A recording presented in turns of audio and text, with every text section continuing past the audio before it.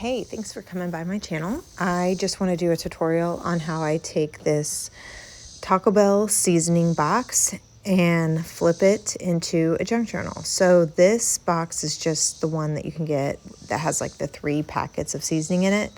And so what I did is I deconstructed the box, basically took the sides and the top flaps off, and then reinforce the spine with another piece of the cardboard. And then here I'm just taking a glue stick. I think I picked this one up at the Dollar General. It's nothing fancy, but it works to hold everything in place, and that's exactly what I'm after. And then I'm taking some brown paper packaging. This is the stuff that's like free in packages when you get them. And I'm just going to use it to cover the front of the cardboard box. That way you will not be able to see any of the Taco Bell logo through the fabric on the cover. So I'm just using a ruler to kind of guide where I want to rip the paper, and keeping that paper that you get for free in the packages is a great way to it's a great way to use it. No, this is a great way to use it up and basically recycle it as you are creating journals, because it not only adds reinforcement to the stability of the cover, but it can conceal and kind of neutralize the front of whatever cardboard you're going to use. So here I'm just taking Fabrifix and I'm going to line it all around the cover. And the reason I chose Fabrifix is because it works super well when using fabric to paper. And then as you'll notice, I'm leaving an edge around like a little bit of fabric around the edge of the cover, because I want to fold it in and secure it, since I'm not going to be taking it to the sewing machine and doing any stitching. This is a complete no sewing machine required journal, which I wanted to do because not everyone has one. Not everyone has a sewing machine. So here I'm just cutting the corners, and the reason I'm doing that is so that I can fold them in, and when I fold the fabric in and attach it to the inside of the cover, it will conceal the corners of the book. So that's what I'm doing here. And you just make sure that you do that on all the sides. And if you use something like Fabrifix and you make sure that you secure it well to the cover, to the inside cover, then you won't have any issues with it like coming apart or anything like that. I do like sewing a lot. Like, I love running these books through the sewing machine, but for this tutorial and for this book specifically, this was kind of like a just random project that I wanted to throw together because I had the box laying on the counter and I thought we need to do something with this. So here I'm just digging in my neutral scraps. I'm looking for something to put on the inside cover. I don't want anything bright. I just want something that will complement the inside of this journal well, and something that's a little bit thicker and sturdier. So I end up going with this. I don't know what kind of cloth this is, but I do love using it. I think I picked it up at a thrift store maybe, but either way, it's like a perfect thickness of material, and it adds not only stability, but it looks really nice up against a lot of different fabrics. So this is the one that I end up using, and once again, taking Fabrifix and lining the inside of the journal. And then I don't need a very big edge on this fabric because it's just going to essentially line the inside cover. Also, don't throw away your corner scraps because you can use them as little tabs inside the journal. And then here, I am just going to trim around, and then what I'll probably end up doing is just doing a little bit of a fray. And so with this cloth, all you have to do is kind of grab the edge of the cloth and then pull a strand out, and you'll see, like, as I pull these strands out, it just kind of gives the edges a little fray, and I really like that. So that's what I'm doing here, and it kind of just gives it more of a rustic, vintage, torn look, and so adds a little character to the inside cover. And then next, I'm just going to fold it in and make sure, like, fold in the book edges or the book the front and back cover, and just kind of smooth it out. It doesn't have to be perfect because we're going to stitch in a signature, so it's really not critical that it doesn't have any ripples or anything. And honestly, that's one of the great things about a junk journal, is that you can just do it however you want. There's no like there's no rules, and it doesn't have to lie perfectly. The main thing is that you just don't want it to essentially fall apart. So making sure that you tack down edges and use a really good adhesive is probably the biggest key. Other than that, it doesn't really matter. Everything else is kind of trivial, because that's the whole point of the junk journal and creating art, is it's just doing as you choose, and there's literally no room for perfection, so don't even try, because it's like perfection is not welcome here. So next I grabbed a bunch of different pages. This is some coffee dyed pages that I just kind of made on a whim one day when I needed some, and what I did is I crinkled the paper. It's just plain copier paper, and I crinkled it, and then I just spritzed it with some instant coffee that I had made in like a square bottle, and then laid it out in the sun to dry. So I'm gonna try to use up some of that. All right, next I am just sizing all the pages down for the book. And honestly, you could probably do this in a lot easier way, but you could measure and just do it all at once. But I kind of just do it per page, just because I don't want every page to be symmetrical or have a clean edge. That's just kind of the way I'm going with this one. And so just kind of making sure that all the pages are fit to size, and it doesn't really bother me if the pages stick out on the edges. Like, it doesn't have to be perfect. I just kind of want them to all fit in the cover, and so that's kind of what I'm working on here, and I will show you how that looks, and then I'll come back and explain more.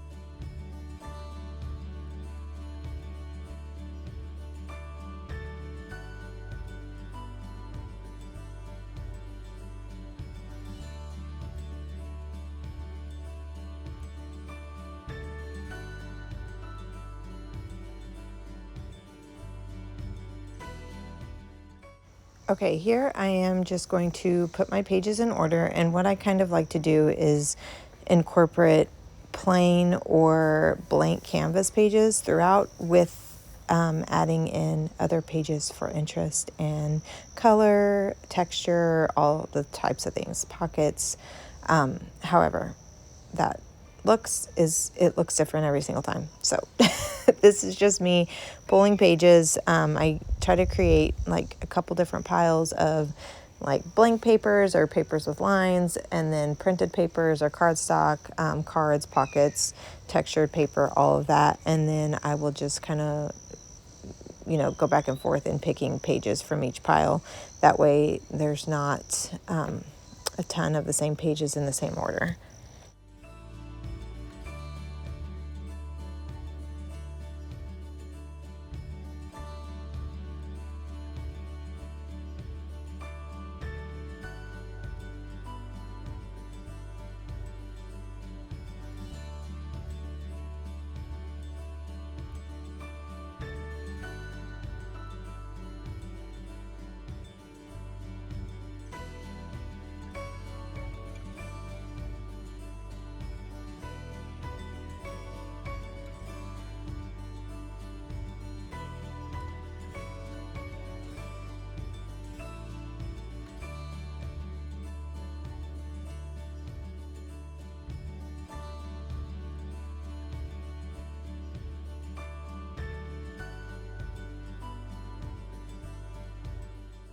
All right, now I've got all my pages in the order that I want them, and I did end up using a paper doily in the front, and I thought it looked so cute.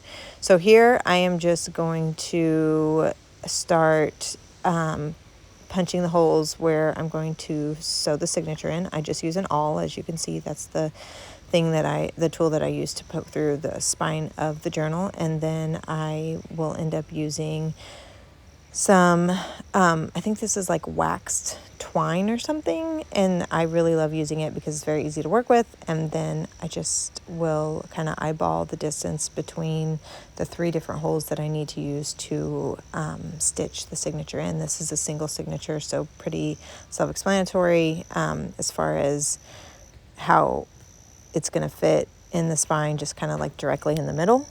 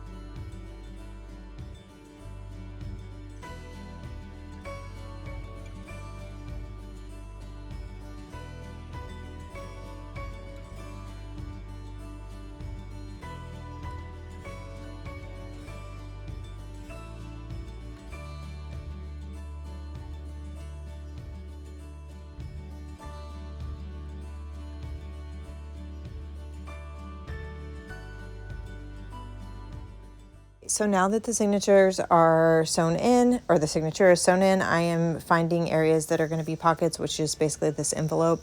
And I am trimming off a very small part of the side so that it opens up and it can become like a little pocket that you can keep things in. And so I clip the journal together to kind of help it set, so like the pages kind of sit flat for a little bit. Just so it's easier to work in. And then here I'm just grabbing those corners that I told you not to toss out, and we're going to put some tabs in, just like at random. There's no real rhyme or reason where I put them, just kind of throughout the journal. So this is what you'll see next.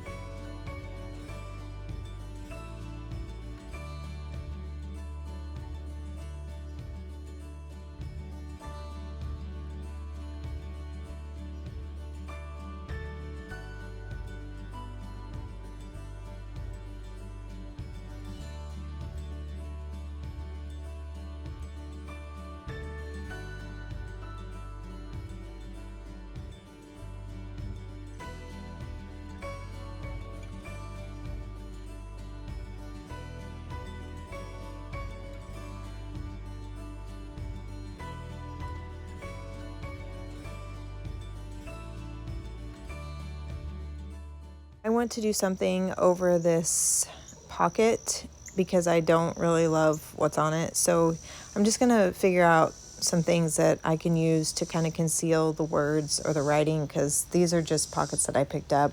I think I picked a package of them up at Hobby Lobby on sale, and I think they say something like, I don't know, I think they're like wedding pockets or something. So I'm just going to use what I have, and I'm going to take some of this tape that I also picked up at the Dollar General. That's actually really good stuff if you are in need of it. And then I end up deciding that I'm going to have to use something else a little bit more concealing. And so I pulled out my container full of lace trims, and I'm just going to pop some brown lace trim over that tape just for extra conceal. And I thought it ended up looking really cute. So add a little Fabrifix and then add the lace trim over the top, and there you go.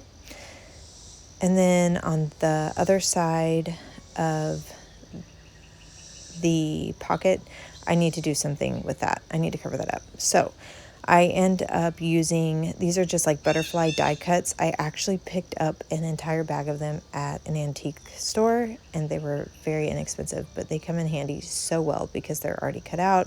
They're a little thicker and they're really, really pretty. So I'm just going to use Fabrifix on that as well, because it does work really well when using like cardstock to paper or paper to paper.